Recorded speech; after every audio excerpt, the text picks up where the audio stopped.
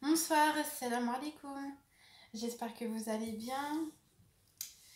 Alors, bienvenue sur ma chaîne pour la lecture du noble Coran. Sourate 64 aujourd'hui. Et Tagaboun, la grande perte. Bismillahirrahmanirrahim. A'oudhu billahi minash shaitanir rajim. Au nom d'Allah, le tout miséricordieux, le très miséricordieux. Ce qui est dans les cieux et ce qui est sur la terre glorifie Allah. À lui la royauté et à lui les louanges. Et il est omnipotent.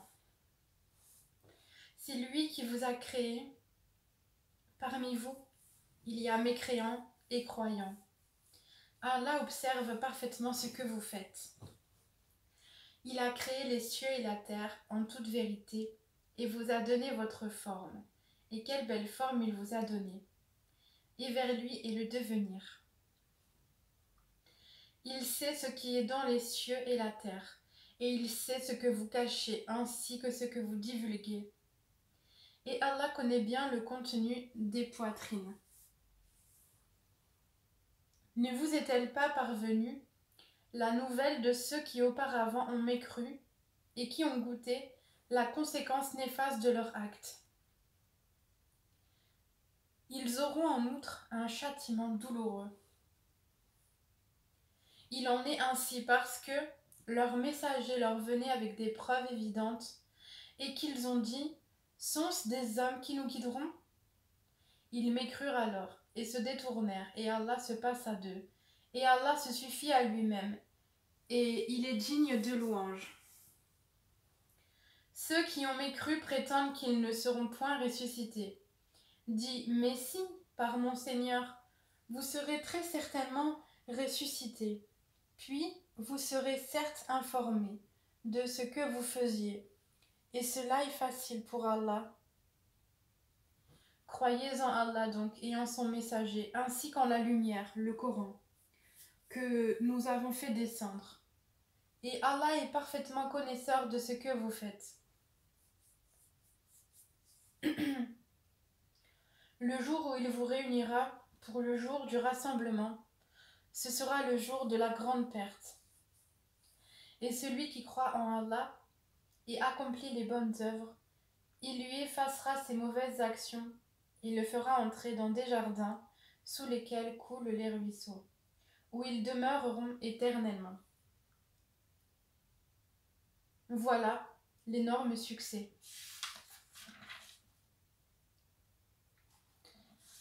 Et ceux qui ont mécru et traité de mensonges nos versets, ceux-là sont les gens du feu, où ils demeureront éternellement.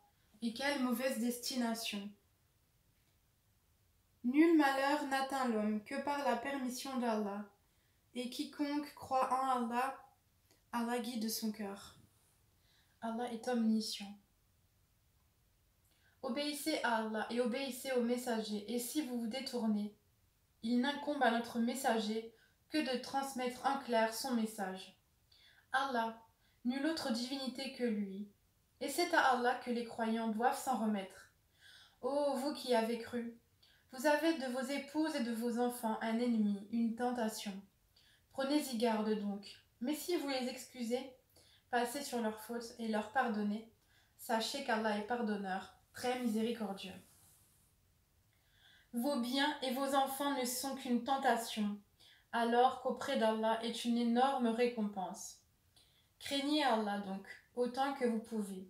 Écoutez, obéissez et faites largesse. Ce sera un bien pour vous. Et quiconque a été protégé contre sa propre avidité, ceux-là sont ceux qui réussissent.